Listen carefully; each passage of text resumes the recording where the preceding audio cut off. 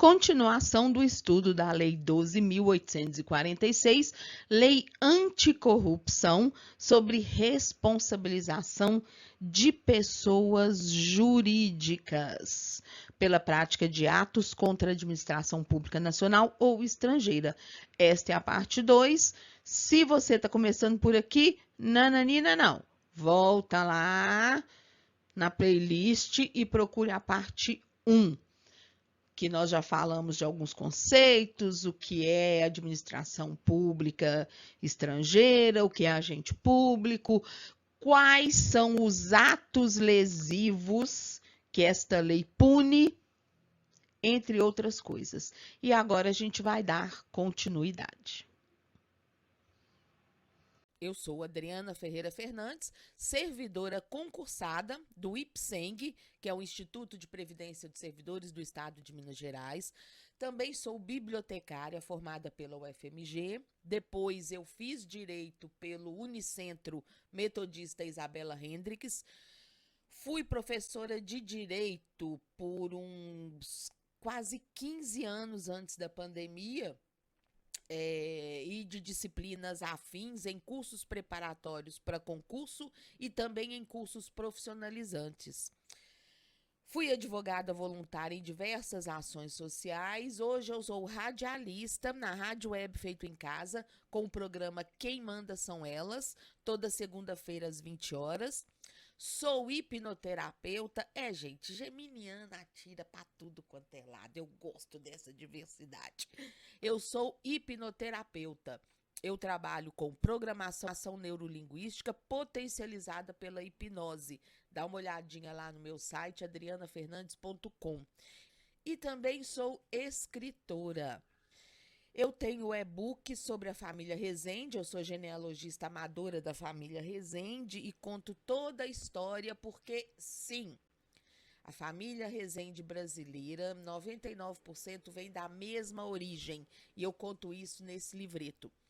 Eu também tenho um livro sobre os aspectos jurídicos da atividade de bombeiro profissional civil e o chamado SOCEM dessa atividade. Tenho 2 livros de crônicas, A Vida em Palavras 1 e A Vida em Palavras 2. A Vida em Palavras 1, eu associo direito e humor.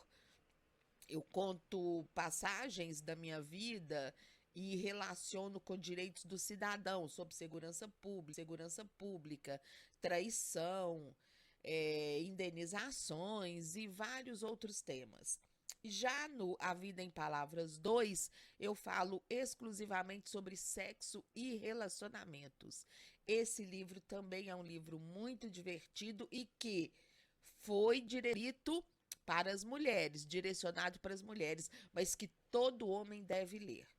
Eu falo sobre o tamanho do pinto, sobre traição, sobre casamento, uma série de coisas nessa temática de sexo e relacionamentos. Você encontra os 3 últimos na versão física pela editora Multifoco e todos eles na versão e-book pela Amazon. R$10, outro tá R$15, o dos Rezende, se não me engano, tá R$20. São preços bem acessíveis e são livros bacanas. Dúvidas, você pode mandar um e-mail para adrifernandesbh@gmail.com e meu Instagram é @adrifernandesbh. Não se esqueça de ativar o sininho, se inscrever aqui nesse canal do YouTube e compartilhar com os amigos. Bora estudar. Já falei demais. Nessa segunda parte da aula, então, a gente começa a ver as penalidades, ou seja, a responsabilização na esfera administrativa. Capítulo 3 da responsabilização administrativa. Artigo 6º. Na esfera administrativa, serão aplicadas às pessoas jurídicas consideradas responsáveis pelos atos lesivos previstos nesta lei as seguintes sanções. Ou seja, na esfera administrativa, significa que quem vai punir é o gestor público, é o administrador, tá? Não é na esfera judicial, tem que deixar isso bem claro. Serão aplicadas às pessoas jurídicas. Esta lei trata apenas das empresas, associações e entidades. As seguintes sanções, as seguintes punições. Inciso 1. Multa no valor de 0,1%, 0,1% a 20% do faturamento bruto do último exercício anterior ao da instauração do processo administrativo, excluídos os tributos, a qual nunca será inferior à vantagem oferida, quando for possível sua estimação. Ou seja, a primeira sanção que a empresa está sujeita é 0,1% a 20% do seu faturamento bruto, excluídos os tributos. Esse valor bruto é o valor do faturamento dela no último exercício anterior ao da instauração do processo. O último exercício é o ano. É o ano de exercício. Então, instaurou o processo em 2021. Para calcular a multa, vai pegar o faturamento bruto do último exercício anterior à instauração do processo. Instaurou o processo em 2021, o último exercício é 2020. Pega o faturamento bruto da empresa em 2020 e aplica a multa, que pode ser de 0,1% a 20%. Uai, Adriana, mas vai ser 0,1% ou vai ser 20%? Não sei. Na hora que o processo estiver correndo contra essa empresa, que eles vão avaliar os agravantes, que tipo de ato que foi, e vão mensurar entre 0,1% a 20% enquanto ela deve ser multada. Porém, nunca vai ser inferior à vantagem que ela obteve, se for possível estimar essa vantagem obtida. Se não for possível, aplica o percentual que achar devido, independentemente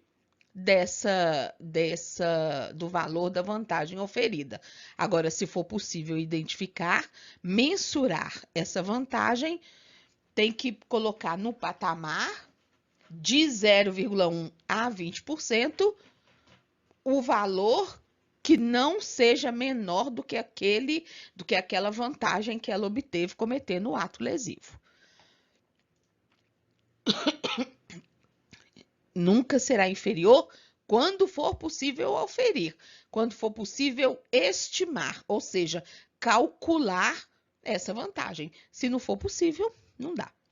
Inciso 2º, publicação extraordinária da decisão condenatória.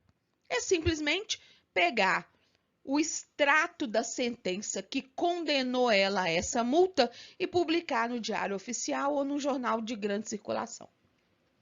Essas são as duas penalidades a que a pessoa jurídica está sujeita pela lei anticorrupção. Multa de 0,1% a 20% do faturamento bruto, excluído os tributos. Esse faturamento bruto calculado com base no ano anterior àquele que foi instaurado ao processo, e, se for possível, mensurar a vantagem que ela obteve cometendo o ato lesivo, a multa não pode ser menor que essa vantagem. E a segunda penalidade é a publicação, a publicidade, é dizer para a sociedade, olha o que essa empresa fez. O resumo ali da condenação dela, que a gente chama de extrato de sentença. Duas penalidades, multa e publicação.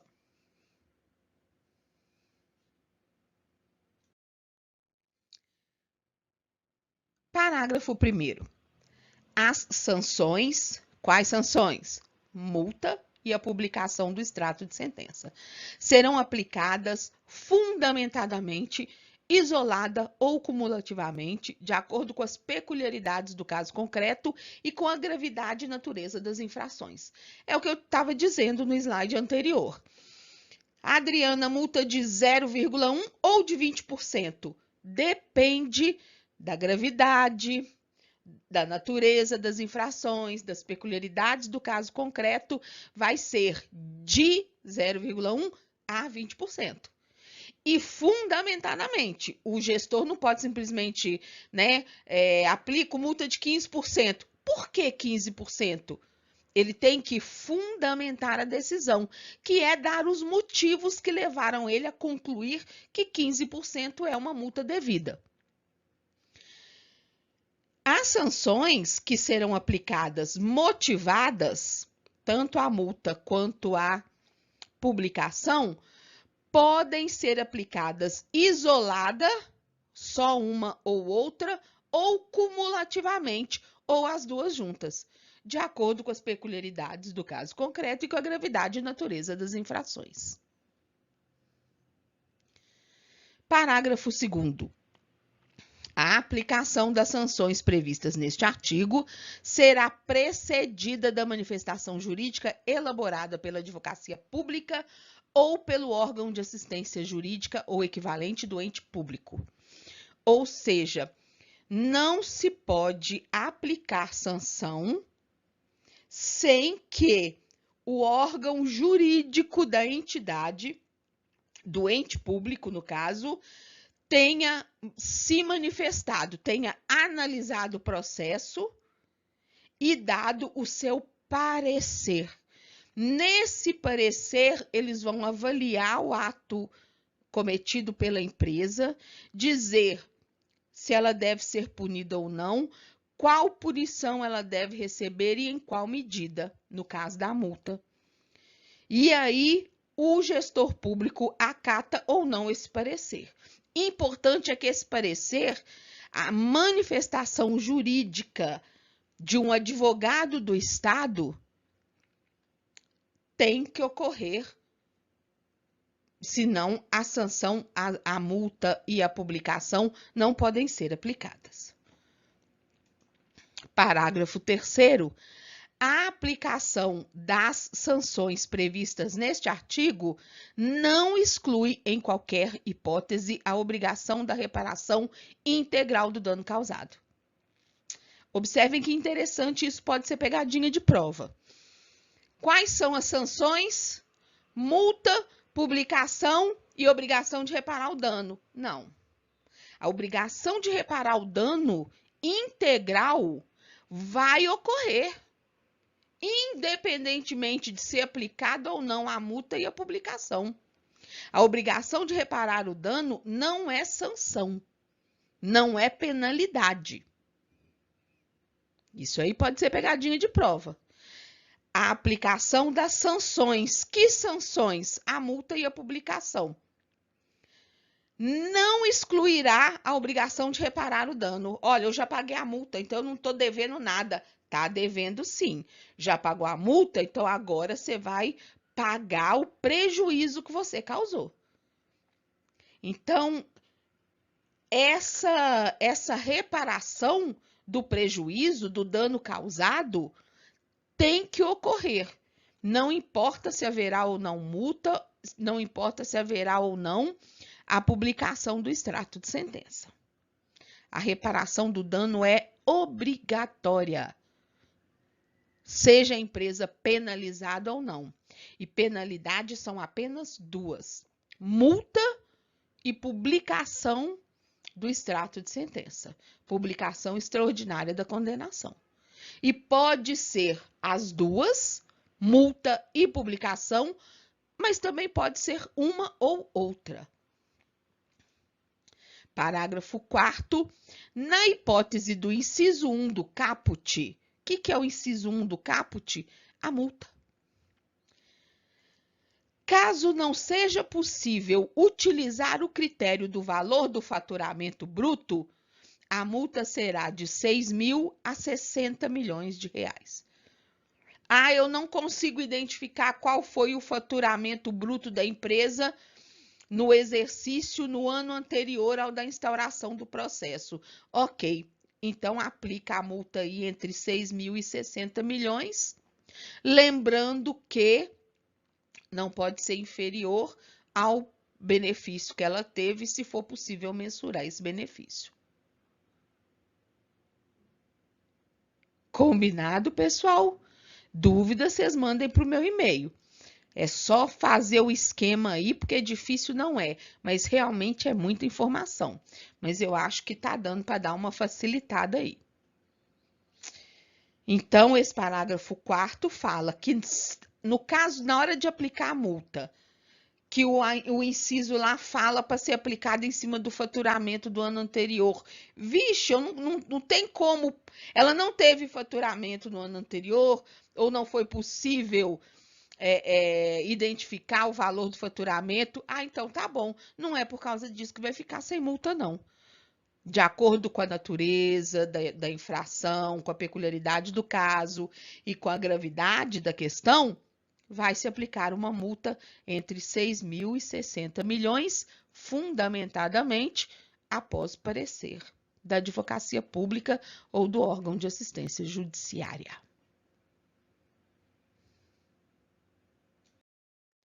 Parágrafo 5º. A publicação extraordinária da decisão condenatória ocorrerá na forma de extrato de sentença a expensas da pessoa jurídica em meios de comunicação de grande circulação na área da prática da infração e de atuação da pessoa jurídica ou, na sua falta, em publicação de circulação nacional, bem como por meio de afixação de edital pelo prazo mínimo de 30 dias no próprio estabelecimento ou no local de exercício da atividade, de modo visível ao público e no sítio eletrônico na rede mundial de computadores. Ufa, cansa, né? Gustavo põe tópicos ali, carai. O povo é chato na hora de redigir esses trem. Quando vocês pegarem textos grandes assim, piquem.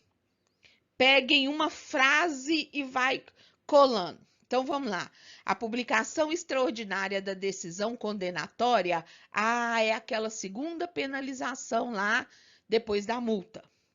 Vai ocorrer na forma de extrato de sentença.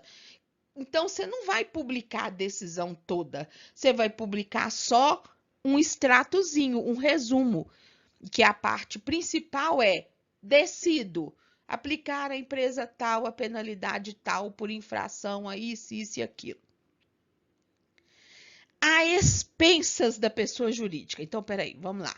Primeira coisa, aquela penalidade que ou é a publicação ou é a multa. No caso da publicação, ela vai ocorrer na forma de extrato de sentença, vai fazer um resuminho da sentença, às custas da pessoa jurídica que está sendo penalizada, porque ela já fudeu ali o Estado ainda vai gastar fazendo essa publicação? Não. Então, às custas da empresa, em meio de comunicação de grande circulação na área da prática da infração e de atuação da pessoa jurídica. Então, se a pessoa jurídica atua em Belo Horizonte e Minas Gerais como um todo, na área de metalurgia, vai ser publicado esse extrato de sentença no meio de comunicação dessa área. Ah, mas nós não temos esse tipo de publicação. Então, vai publicar numa revista ou num jornal, então, de circulação nacional desta área, bem como afixar edital por 30 dias, no mínimo, no estabelecimento da empresa ou no local de exercício da atividade da empresa, de modo visível ao público e também na internet. Nossa Senhora, muita coisa, né? Então, vamos lá. A multa, a gente já sabe que é de 0,1 a 20% em cima do faturamento bruto menos os tributos, considerando como faturamento bruto o cálculo com base no exercício anterior ao da instalação do processo, não sendo menor do que o benefício que ela oferiu, se for possível calcular.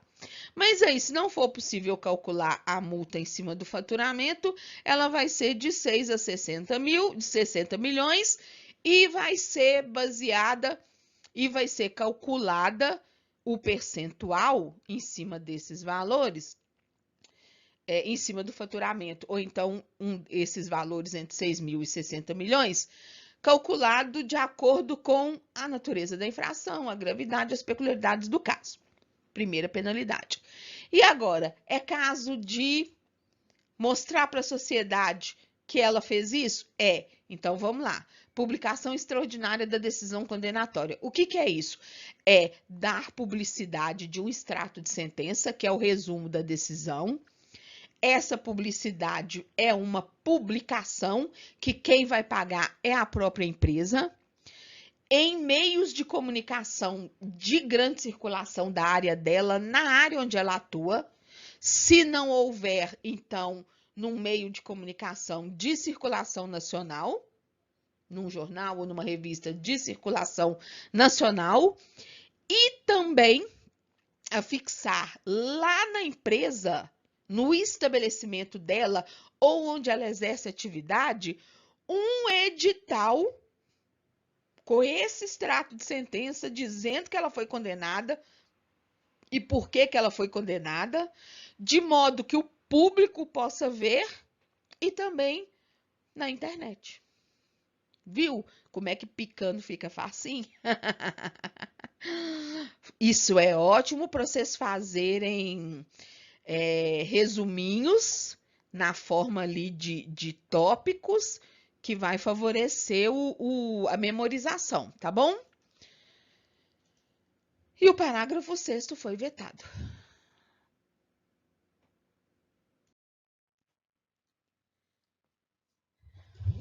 Artigo 7º.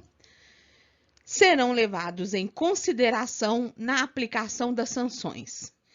Na hora de decidir qual percentual aplicado sobre o faturamento e se publica o extrato de sentença ou não, tem que se considerar o seguinte: 1. A gravidade da infração. Teve gravidade alta ou não teve gravidade, foi uma coisa fácil de resolver e recuperar? Beleza. 2.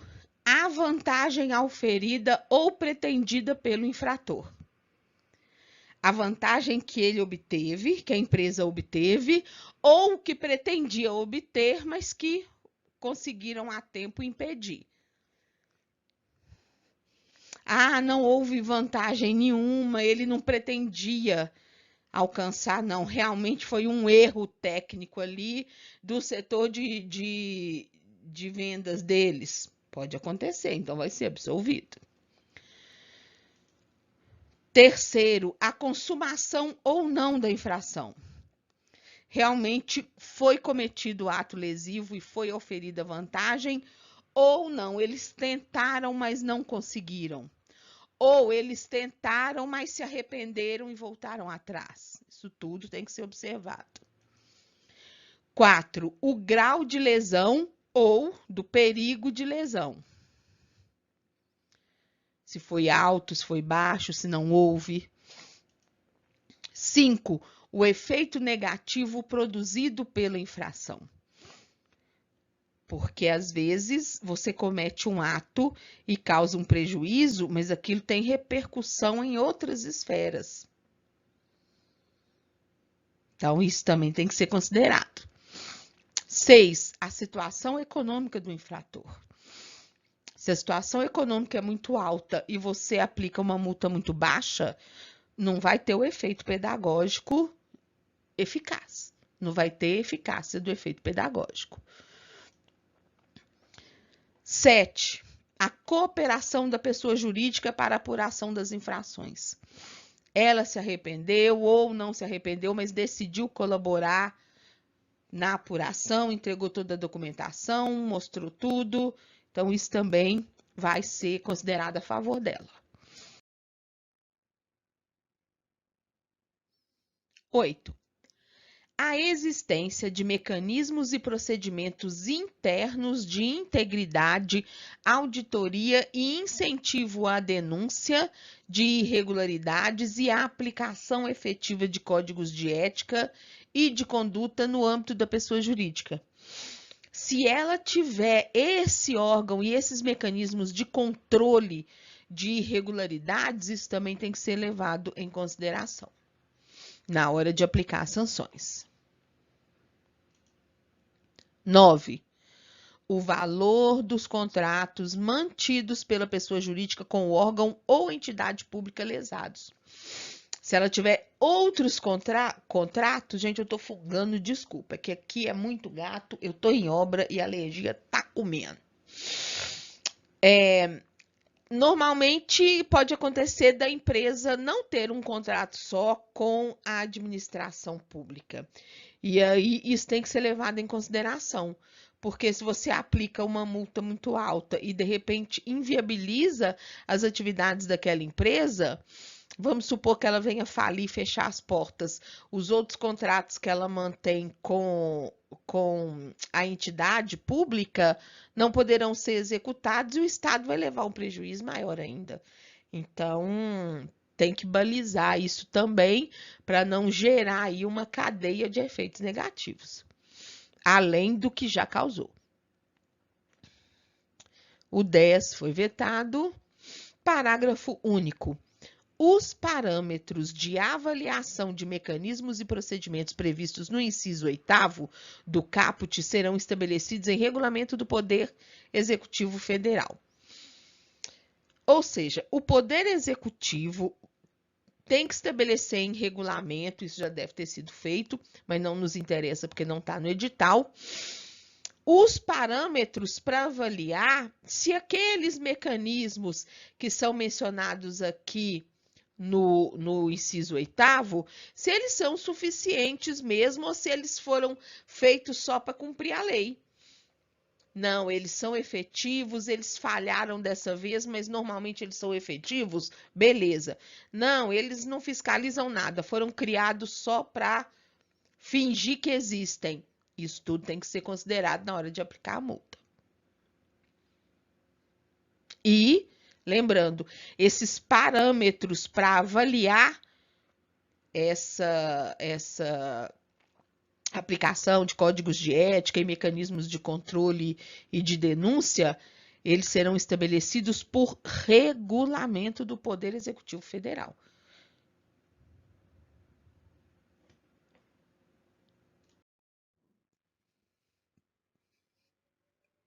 Capítulo 4 do processo administrativo de responsabilização. Nós já vimos quem são as pessoas sujeitas a isso, nós já vimos quais são as sanções, nós já vimos o que deve ser considerado, nós já vimos quais os atos que são lesivos.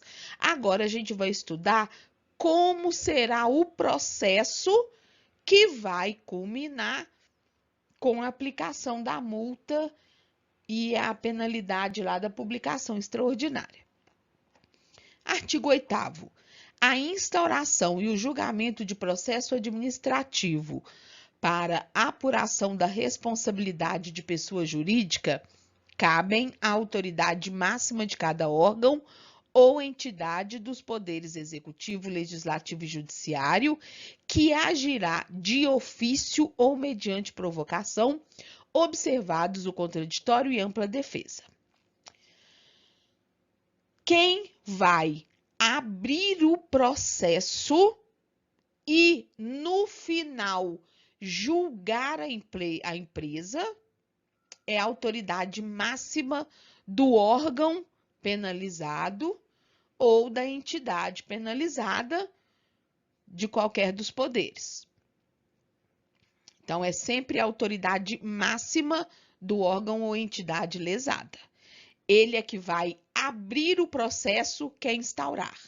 Ele abre e manda apurar. Aí o processo vai andando, passa para auditoria e tal, e coisa e tal, e passa lá pelos órgãos jurídicos e vai para a mão, volta para a mão da autoridade máxima para ela julgar. Dizer qual é a multa que vai aplicar e com base em que ela decidiu.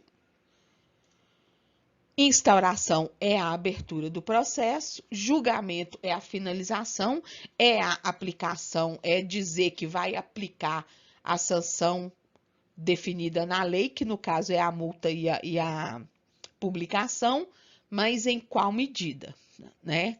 Caso a caso. E essa autoridade máxima, ela vai mandar abrir esse processo, ou seja, instaurar o processo de ofício, ou seja, por conta dela, numa auditoria comum, verificou uma irregularidade, manda abrir. Ou mediante provocação, alguém denunciou. Então, se alguém denuncia, a gente fala que a autoridade agiu por provocação. Ele foi provocado por uma denúncia. Não houve denúncia. Numa ação corriqueira lá de auditoria ou de fiscalização, identificaram indícios de irregularidade, então ele manda abrir, instaurar o processo, e quando ele age sem ter havido uma denúncia, ele agiu de ofício. Ele agiu por dever do cargo que ele ocupa. Parágrafo 1º. A competência para a instauração e o julgamento do processo administrativo de apuração de responsabilidade da pessoa jurídica poderá ser delegada, vedada a subdelegação. Acontece que a autoridade máxima do órgão, às vezes ela viaja muito, se é um órgão da saúde de Minas. Pô, o cara fica rodando o estado e tal, e coisa e tal. O que ele faz? Ele delega para o subsecretário ou ele delega para um diretor ou um superintendente poder para ir. Essa delegação é por meio de um documento que é publicado, normalmente é portaria, mas pode ser outro tipo de documento, e aí escreve lá, o secretário da Fazenda, o secretário da Saúde do Estado de Minas Gerais delega ao fulano de tal, subsecretário, ou superintendente tal, ou diretor tal, a competência para instauração e julgamento do processo administrativo previsto na Lei 12.846, papapá. É o ato de delegação. Então, quando eu pego uma competência que é minha e eu autorizo que alguém haja em meu nome, eu estou delegando esse poder àquela pessoa. Mas aquela pessoa não pode delegar para outro, não. Deu para entender? Subdelegação é quem recebeu os poderes passar para um terceiro. Isso não pode. A autoridade máxima vai passar sua competência de instaurar e julgar para para um, e esse um que recebeu esses poderes não pode passar para outro.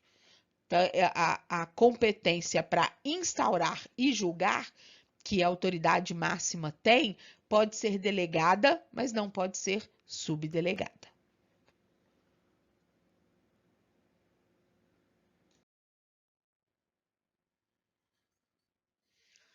Parágrafo 2º.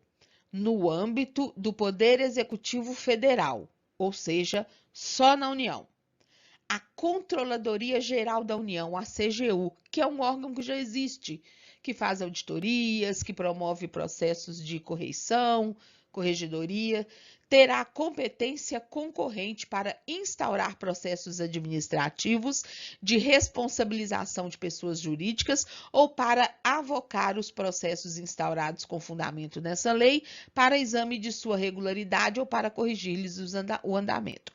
Ou seja, no âmbito da União, do Executivo Federal, a CGU, Controladoria Geral da União, pode também instaurar processos, mas olha, ela não pode julgar. Então, se o dirigente do órgão ou aquele a quem ele delegou poder para instaurar não o fez, a Controladoria Geral da União pode fazer. Tá na lei, não precisa nem ter competência delegada para isso. Ela, por essa lei, pela lei anticorrupção, a Controladoria Geral da União pode, de maneira concorrente, ou seja, tal qual o Poder Executivo Federal, instaurar processo administrativo de responsabilização de pessoas jurídicas, ou então o órgão lá instaurou, mas ela recebeu uma denúncia de que o processo está tá engavetado ou que tem algum erro na tramitação, então ela avoca, ela puxa para si aquele procedimento e ela examina a regularidade e corrige se ele está andando certinho e corrige o andamento dele. Então, ela tem poder para isso. Competência concorrente, junto com a autoridade máxima do órgão. Ela pode instaurar ou então avocar. Foi instaurado lá no órgão, mas então ela chama para si para verificar se aquele processo está correndo certinho, está andando certinho, e se não tiver, ela pode corrigir. Artigo 9º.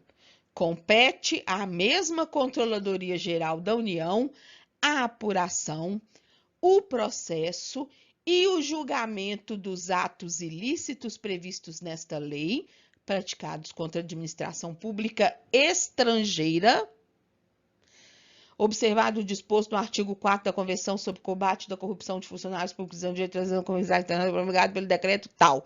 Então, olha só o que pode ser pegadinha de prova. No parágrafo 2º do artigo 8º, dá à CGU competência concorrente para instaurar e avocar. Ela não pode julgar. No artigo 9, dá competência para ela apurar, processar e julgar. Mas aí, quando o ato é praticado contra a administração pública estrangeira. Então, isso pode ser pegadinha de prova. Se o ato lesivo, se a empresa lesou a administração pública nacional, a CGU pode instaurar e avocar processos. Se é contra a administração pública estrangeira, ela pode apurar, processar, ou seja, conduzir todo o procedimento, e aí ela pode julgar. Isso pode ser pegadinha de prova, tá? E o que diz esse artigo 4º da Convenção sobre o Combate à Corrupção? Quando está envolvido agente estrangeiro. Tá bom? Então, se for administração pública estrangeira, ou se tiver o envolvimento de agente estrangeiro, a controladoria pode julgar, além de apurar e processar. Se for só nacional, ela pode instaurar e avocar, mas ela não pode julgar.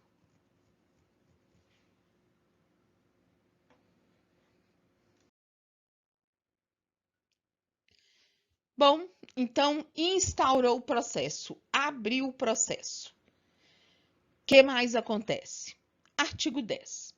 O processo administrativo para apuração da responsabilidade de pessoa jurídica é uma repetição do caralho, né? Puta que pariu.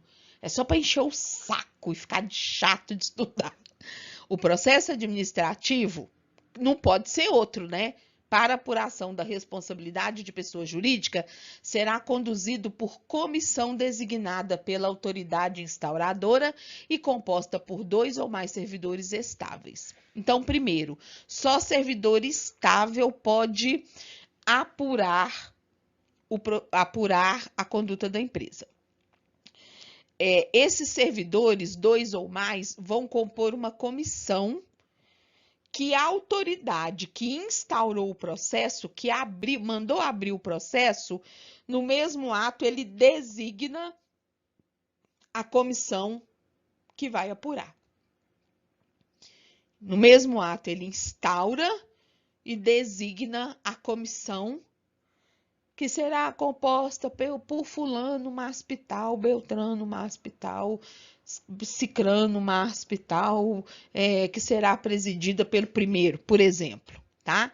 Então, a autoridade mandou abrir o processo, instaurar, e agora o processo anda sozinho? Não. Ele determina que uma comissão apure os atos. Essa comissão só pode ser composta por servidor estável, no mínimo 2.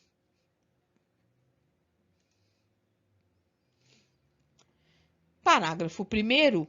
O ente público, por meio do seu órgão de representação judicial ou equivalente, a pedido da comissão a que se refere o caput, a cabeça do artigo, poderá requerer as medidas judiciais necessárias para a investigação e o processamento das infrações, inclusive de busca e apreensão.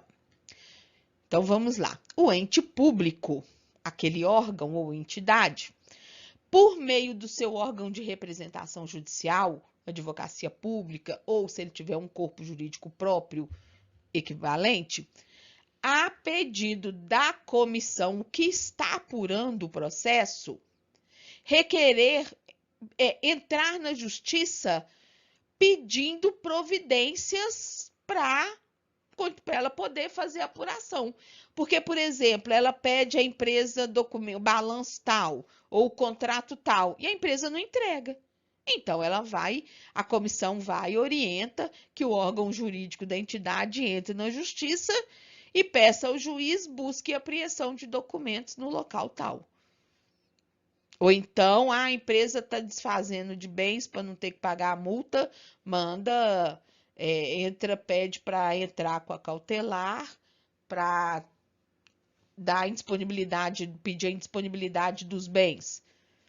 Então, aquilo que a comissão for apurando, se ela vê a necessidade de entrar na justiça para requerer ou garantir alguma coisa, ela, no meio dessa apuração, ela manda um documento, um parecer ou um relatório para o dirigente para ele pedir o órgão jurídico para tomar as providências judiciais cabíveis. Mas atenção, não é para o juiz julgar o processo, é para o juiz determinar que a empresa entregue documentos ou que seja realizada a busca e apreensão no local, entregue computadores, etc. Sempre quem vai entrar na justiça pedindo isso, requerendo tudo isso, não é a comissão, é o órgão jurídico da entidade. Todo órgão público, se ele não tem o seu corpo jurídico próprio, a advocacia pública é quem faz por ele. Parágrafo 2º. A comissão poderá, cautelarmente, propor à autoridade instauradora que suspenda os efeitos do ato ou processo objeto da investigação. Essa comissão, ela está lá apurando e ela verifica que precisa entrar na justiça para pedir busca e apreensão dos computadores lá da empresa para verificar a fraude. Aí ela pede a autoridade que a constituiu, né, que instaurou o processo, para pedir o corpo jurídico para pedir a busca e apreensão na justiça.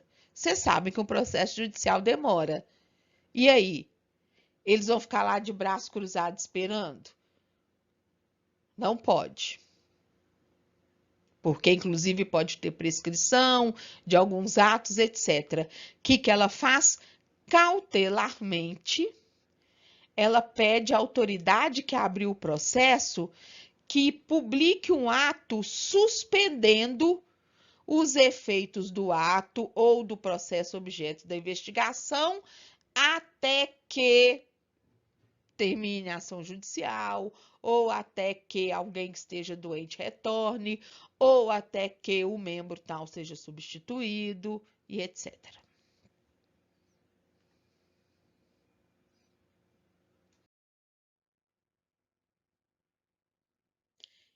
E por que a comissão deve pedir que suspenda o ato? Porque ela só tem 6 meses, ou 180 dias, para concluir o processo. E um processo judicial demora muito mais do que isso. Parágrafo 3º. A comissão deverá concluir o processo no prazo de 180 dias. E atenção que isso pode ser pegadinha de prova. Eu cometi um erro falando que ela só tem 6 meses. Não pode falar 6 meses. Pela lei, se na lei está escrito 180 dias, é 180 dias. Se na lei está escrito 6 meses, é 6 meses, tá? Não pode trocar um pelo outro, não. A comissão deverá, então, concluir o processo no prazo de 180 dias. Instaurou, ela tem 180 dias para devolver esse processo para a autoridade, para ele analisar e julgar. De 180 dias contado da publicação do ato que é instituir. Ela é instituída no mesmo ato que instaura. Se forem atos separados, tudo bem. Vai ser a partir do ato que constituiu a comissão. E ao final, ou seja, ela termina esse processo apresentando relatório sobre os fatos apurados e eventual responsabilidade da pessoa jurídica. Então, ela vai dizer se houve mesmo fraude ou não e qual a responsabilidade da pessoa jurídica nessa fraude, sugerindo de forma motivada as sanções a serem aplicadas.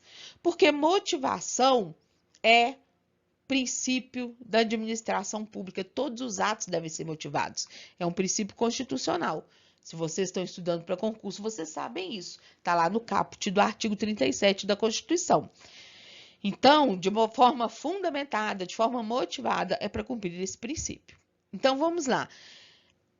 Instaurou o processo e instituiu a comissão. A partir da data da publicação do ato que instituiu a comissão, ela tem 180 dias para devolver o processo na mesa da autoridade que vai julgar o caso, com relatório sobre tudo que ela apurou e indicação da responsabilidade da empresa nesses fatos, sugerindo quais sanções devem ser aplicadas, multa de tanto, publicação tal ou não. Além, sempre, da obrigatoriedade, não podemos esquecer isso, de ressarcimento do dano. Então, por isso, o parágrafo anterior, dizendo que ela pode pedir autoridade para suspender os efeitos do ato, porque aí esse prazo para de correr enquanto a medida que ela pediu para o órgão jurídico requerer na justiça está correndo. É um caso, por exemplo. Sempre de forma motivada. Todos os atos, como eu falei, devem ser motivados. Parágrafo 4º. O prazo previsto no parágrafo 3º poderá ser prorrogado mediante ato fundamentado da autoridade instauradora. A comissão viu que não vai dar tempo de cumprir esse prazo de 180 dias, ela faz um relatório explicando o porquê que ela não conseguiu. Porque um membro adoeceu. Porque nós tivemos o problema da pandemia, ficou mais difícil comparecer aos locais para analisar os documentos. Então, vai dar ali uma desculpa sólida, uma desculpa, né, forte, e aí vai mandar para a autoridade que instaurou, que abriu o processo. E aí essa autoridade pode prorrogar esse prazo. Artigo 11. No processo administrativo para apuração de responsabilidade, será concedido à pessoa jurídica prazo de 30 dias para defesa, contados a partir da intimação. Sempre, sempre, sempre, quem está sofrendo alguma apuração tem direito à defesa e ao contraditório. Isso é constitucional. Então, nesse processo que está correndo aí de apuração da responsabilidade, depois que eles levantarem tudo, eles vão chamar a empresa para ela fazer sua defesa. E ela tem 30 dias para fazer essa defesa, contados a partir da intimação que ela recebeu para fazer essa defesa. Observem que aqui não está falando dias úteis, tá? Então, são dias corridos, tanto do parágrafo 3º, 180 dias, então, corridos, 30 dias para defesa aqui no artigo 11, então, são dias corridos. Artigo 12. O processo administrativo com o relatório da comissão será remetido à autoridade instauradora na forma do artigo 10 para julgamento. Então, a autoridade instaurou, designou a comissão apurou, fez o relatório sugerindo motivadamente as sessões, bota esse processo na autoridade, lá na mesa da autoridade instauradora. E aí, essa autoridade é que vai julgar. E aí, ele vai ser remetido à autoridade para o julgamento na forma do artigo 10. O que o artigo 10 fala? No prazo de 180 dias, com relatório e sugestão motivada de sanção. Então, repetindo, o processo administrativo, a autoridade instaurou, designou comissão.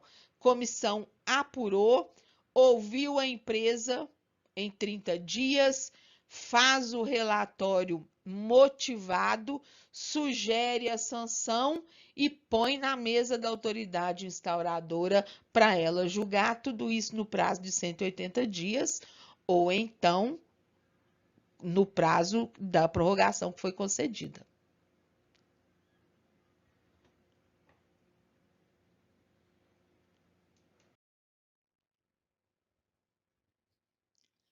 Artigo 13. A instauração de processo administrativo específico de reparação integral do dano não prejudica a aplicação imediata das sanções estabelecidas nesta lei. Não precisa esperar a finalização do processo que vai obrigar a empresa a reparar o dano que ela causou para poder aplicar a multa e a publicação do extrato de sentença, não. Porque serão dois processos distintos. Um para apuração do que ela fez, se houve fraude e se houve aplicar sanções. E outro processo, independentemente desse, é o processo que vai fazer ela reparar o dano sofrido. Esses processos são independentes e um não prejudica o outro. Pode aplicar a sanção mesmo que o processo de reparação do dano ainda não tenha terminado. E pode, inclusive, chegar à conclusão de que não houve fraude, foi apenas um erro. Então, ela pode ser absolvida no processo de penalização, mas vai ter que reparar o dano que gerou da mesma forma. Então, são processos distintos e independentes. Parágrafo único. Concluído o processo e não havendo pagamento, o crédito apurado será inscrito em dívida ativa da Fazenda Pública. Ou seja, calculou a reparação que ela deve fazer e a empresa não faz, o crédito, né, que ela teria que pagar será inscrito em dívida ativa, porque aí fica imprescritível. Quando a gente deve alguma coisa e não paga, aquilo tem um prazo de prescrição e aí deixa de ser devido à cobrança depois de um certo tempo. No caso, se essa dívida for inscrita em dívida ativa, ou seja, se você está devendo à Fazenda Pública, ela pode, como é dinheiro público, isso não pode prescrever. Então, se a empresa não pagar o dano que ela causou, esse crédito será inscrito em dívida ativa e ela ficará eternamente com o nome sujo, porque ela está devendo à Fazenda Pública. Artigo 14. A personalidade jurídica poderá ser desconsiderada sempre que utilizada com abuso do direito para facilitar ou encobrir ou dissimular a prática dos atos ilícitos previstos nesta lei, ou para provocar confusão patrimonial, sendo estendidos todos os efeitos das sanções aplicadas à pessoa jurídica aos seus administradores e sócios com poderes de administração, sempre observado contraditória e ampla defesa para essas pessoas. O que esse artigo está dizendo? A empresa cometeu uma fraude, descobriram, vai ser apurada. Opa, desfazer uma empresa, tá? A empresa não existe mais. Ou então, epa, vamos desfazer do patrimônio da empresa aqui para não ter com que pagar. Ah, é? O que esse artigo está dizendo? Se verificado que você fez isso para poder sair fora da responsabilização do processo ao qual você está respondendo, a personalidade jurídica será desconsiderada. Ou seja, você passa a correr atrás dos bens, você vai penalizar, então, a pessoa física responsável pela empresa quando foi cometido o ato. Desconsideração da personalidade jurídica é deixar de penalizar a empresa para penalizar os sócios, ou porque a empresa não existe mais, ou porque eles desfizeram dos bens da empresa, e aí verificado que houve tudo isso na intenção de não deixar nada para aplicarem as sanções, então, então tudo bem, vou tomar aqui sua casa, vou tomar seu carro, vou tomar seus bens. Desconsideração da personalidade jurídica é penalizar a pessoa física responsável pela empresa.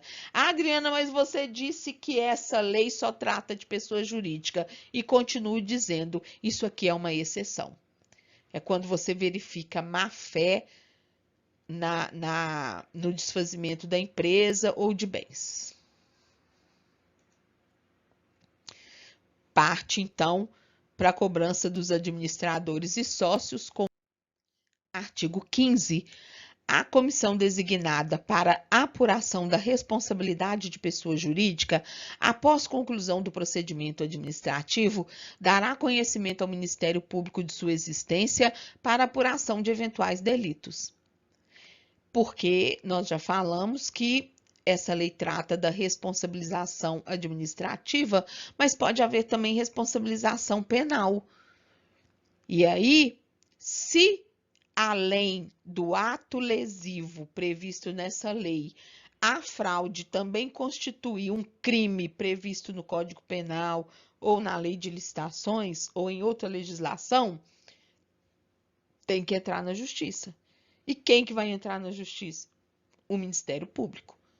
Por isso que a comissão, quando ela termina de apurar, que ela coloca o relatório no processo e leva lá para a mesa da autoridade para ela julgar, ela vai pegar uma cópia desse relatório, vai encaminhar para o Ministério Público e no relatório ela vai dizer para a autoridade que julga que ela está fazendo isso.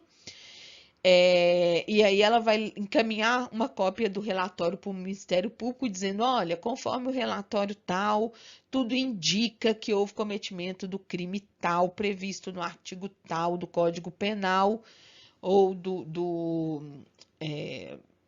da lei tal. Então, encaminhamos para apuração e responsabilização dos sócios ou da responsabilização da empresa, etc. Então, se o que é muito comum, verificada que além do ato ilícito administrativo praticado, também houve a prática de um crime previsto em outra legislação, uma cópia do relatório vai para o Ministério Público para ele tomar as providências necessárias. E aqui a gente faz uma outra pausa, porque ficou grande demais, que essa lei é grande pra carai. E vamos para a parte terceira. Se você chegou até aqui, este vídeo de alguma forma foi útil para você. Então, por favor, deixe seu like, deixe seu comentário, principalmente se for alguma crítica para que a gente possa melhorar o conteúdo e a apresentação. Não se esqueça de se inscrever nesse canal no YouTube e ativar o sininho para receber as notificações. Compartilhe esse vídeo. Se você gostou, compartilhe com seus amigos. Se não gostou, compartilhe com seus inimigos. Acho que é o Ricardo Ventura quem fala isso. Mas enfim, compartilhe este vídeo. Muito obrigada.